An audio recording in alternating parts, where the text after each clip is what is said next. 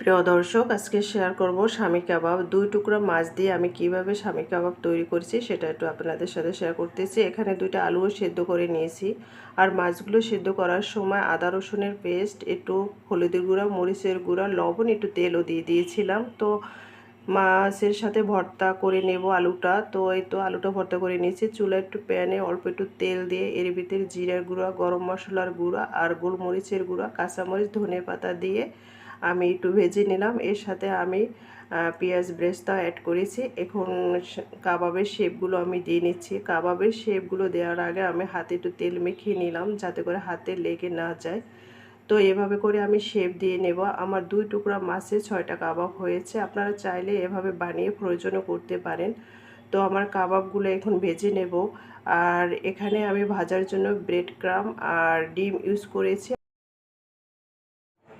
আপনারাও এভাবে ডিম আর ব্রেড ক্রাম্ব দিয়ে ভেজে নেবেন, তাহলে ভাঙার কোনো সম্ভাবনা থাকে না। আল্লাহ হাফেজ।